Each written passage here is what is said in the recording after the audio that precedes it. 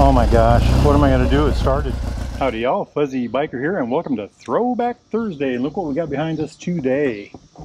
Check that hot rod out. That is a 1970 Triumph TR6R 650. Isn't she a beauty? I think that's an original color. Just look at that hot rod. Absolutely gorgeous trophy. I think this was considered a tiger in the day, you know, the single carburetor, making it a tiger. That's a modern tiger over yonder. So what is this exactly? Well, it's a 649cc air-cooled parallel twin overhead valve, meaning the cams are down here, exposed oil lines, 2 valves per cylinder, single carburetor. I think it's a 30mm Amal carburetor. Check that out, concentric. And they're just beautiful. I just love the way these things look. Just grabs me every time. Here's the mechanical tack drive right here. Clutch is in here. Just beautiful, just beautiful. Pea shooter mufflers. Look at that, isn't that just gorgeous? Like I said, the cams are in here. Oil pump's in here somewhere. There's an oil pump sensor there. The way you can tell these are 650s is there's a space here. You got this pronounced head here. The finning up here sometimes helps. Isn't that just gorgeous? The nose cone on the front of the motor. That's another way you can tell in these modern unit ones. I think unit was first year 63. This 70, this has an oil tank still. 71, they had the oil in the frame already. So this is a 70, so that's pre that, which means it probably has a slightly lower seat, maybe a little lighter motorcycle. A lot of people prefer these over those. I personally haven't rode either one, so I'm not sure. Actually, that's not true. I used to own either a 67 or a 68, but it was so long ago, and I was so young that I just can't really give myself credit for it. Isn't that just a beautiful thing? The front brake, which is a dual leading shoe on this one, I just love the way these look. Isn't that just gorgeous? These inlets are actually sealed unless you're racing, otherwise they get water in them. But dual leading shoe, that's for more efficiency. Just gorgeous, isn't it? I think that's an 8-inch. It looks larger than that though. Maybe my information's off, you know. I couldn't find a diameter for the tubes. They are covered though, which they should be. Beautiful metal fender, you know, 3 colors, black, gold, the green. Just a gorgeous thing. Front wheel, I think, is a 3 1/4 by 19. Let's see if we can spot that on there. Yeah, 3 1/4 by 19. Beautiful, beautiful. Coming back to the back, I think that is a 4 by 18. Spoked again. Absolutely amazing, isn't it? This is the speedometer drive right here off the back wheel. Kickstart only, of course. This would have been a coil bike. There's the coils up here. Lucas Electronics, I believe. So battery and coil. Like I said, the oil tank. I wonder if we can get the seat open. Yeah, we can. So that's how you access the oil tank. The battery's right there. I think that's some sort of primitive rectifier. Isn't that just gorgeous? Look at that. Absolutely beautiful. I love the stripe. Very well done on their part. You know, I mean, look at that with the seat open. Check it out from the fender up here to the tank, and then just straight up. Gorgeous, gorgeous. The flat cap. We'll get into the gauges here in a second. I don't know. I don't think that's a factory seat. Shocks on the back. Tube, you know, tube swing arm. Rear brake, I think it was supposed to be a 7-inch, of course mechanical. This is the primitive electronics of the time, what they called microelectronics. So mechanical brake, here's the adjuster here. Now watch this here as I push the pedal down. And that's what would actuate the brake light on the back. But arm here, you know, just check that out. Isn't that neat? I'm fascinated by that. And I think that goes back to when I was a kid and I first started seeing things like this. The brakes were one of the things that I checked out all the time. But okay, these kind of adjusters on the back for the chain. Just really nifty, isn't it? I just love the way you drain the oil out of this. Triumph foot pegs. Isn't that something for an air cleaner? And of course the exposed oil lines. You guys have heard me talk about that before. I love those kind of things. I know I don't have them anymore. You know, they leaked, of course. They're prone to leaking. So the oil would get pumped up to the heads, into each row of where the valves were, and that would then it would drain down through these tubes here, these push rod tubes. The cams would run the push rods to run the valves. Really cool, isn't it? I just love the way these look. And of course the Triumph pipe coming out at an angle, and just a beautiful thing. Down here would be the, I suppose, alternator. And of course, look at that kickstand, huh? Single tube frame. I think later ones had a dual tube. I'm not sure. We'll have to go in the back room and take a look at that later. Just a beautiful thing. Made in England. Let's pop that open again. Drain oil and refill every 1,500 miles. And here's more information on that. That's really cool. Real nifty, you know. A bike like this would have had a wheelbase of about 56 inches, maybe 1,420 millimeters. It's supposed to have about 7 inches of ground clearance. Seat height, I've read about 30 inches. So what would that be? 750 millimeters, something like that. Weight on this, probably less than 385 pounds.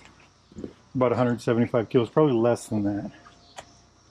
I was pushing it around here to get, you know, for us to look at it, to get in a good spot, and it pushed really easy. I mean, it feels incredibly light.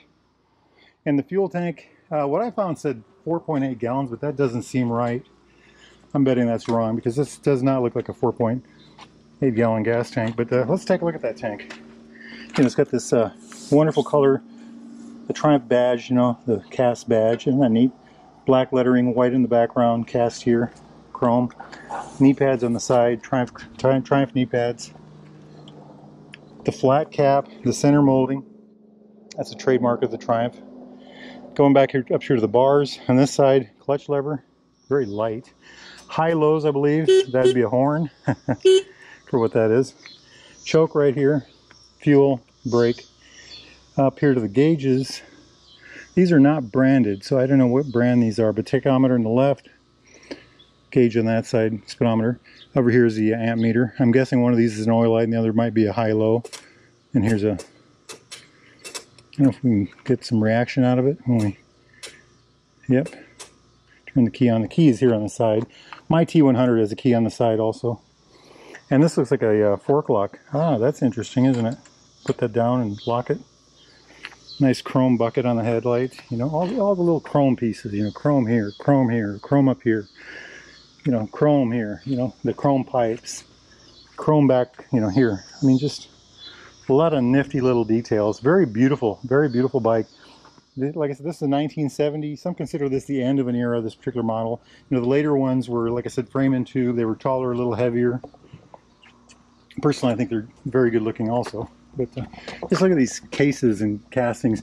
The machinist at AJ Rickner, I think, something like that, he did a series of videos where he rebuilt some of these. And these motors, as solid and heavy as they look, and they are, the little individual pieces are very light and very, they're dependent on each other for strength. They also have to be fitted to each other to make fit, you know, fit properly. So you'd get the castings, and then when you would assemble the engine, you'd have to fit the pieces to each other to get everything to work right. But isn't that just gorgeous? Look at that. Just beautiful, just beautiful. So this is the point where the video would normally end, but it may not. It might, but it might not. And the reasoning is they've told me that if I can get this started, I can take it for a ride. If it is the end, thanks for watching. If it isn't, stay tuned. We'll go for a ride. Wahoo!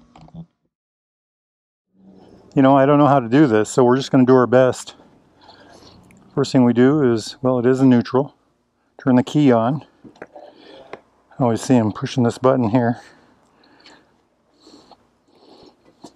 Let's see what happens.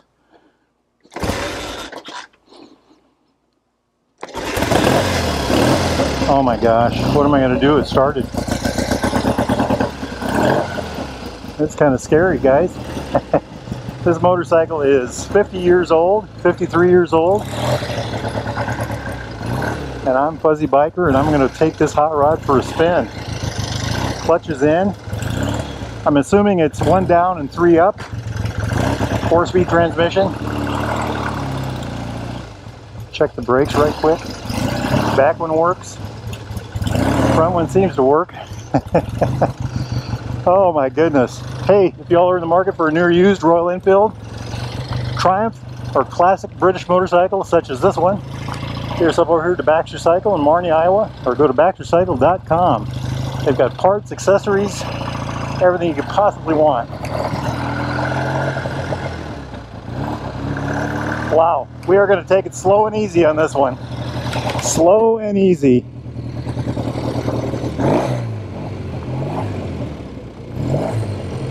Ha ha!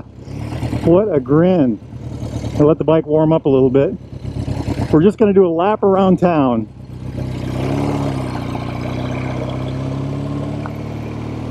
What a beautiful thing. What a beautiful thing.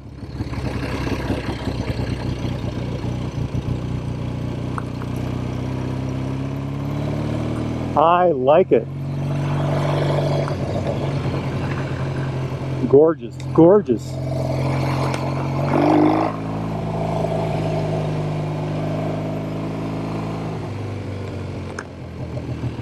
What a hoot.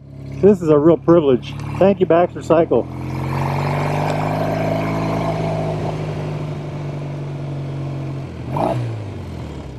I remember where the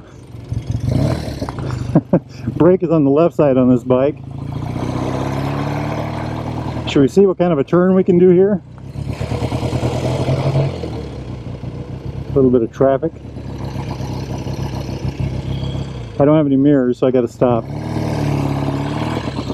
What did I say the wheelbase was on this? 56 inches, 1445 millimeters, or something like that. I'm not sure if that's right or not. We're going to go long. I'm not taking any chances.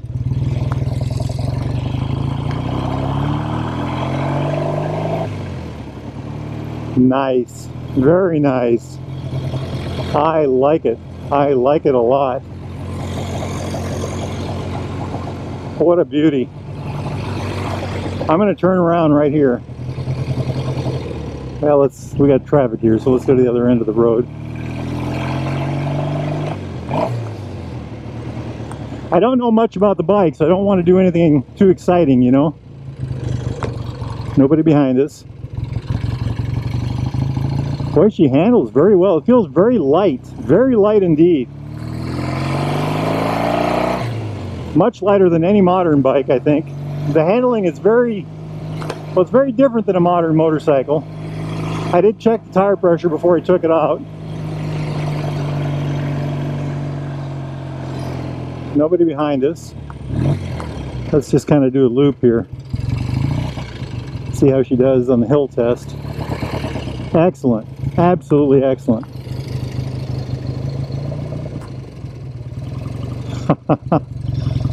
If you're ever in Marnie, get yourself over to the Derailed Grill. Good eats, good eats. I am so impressed. There is quite a bit of vibration compared to a modern motorcycle. It does smooth out when you give it a little gas.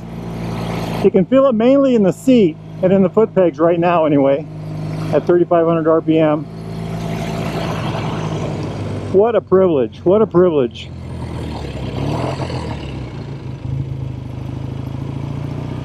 I like this a lot.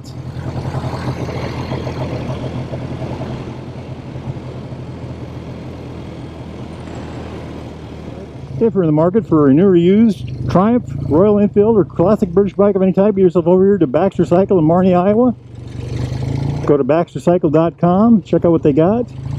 They are also the largest single vintage bike part supplier, British vintage bike part supplier in North America. If they don't have it, you're going to have a real hard time finding it. They've got warehouses full of parts. Okay, my friends, thanks for riding along. Life is good. Wahoo!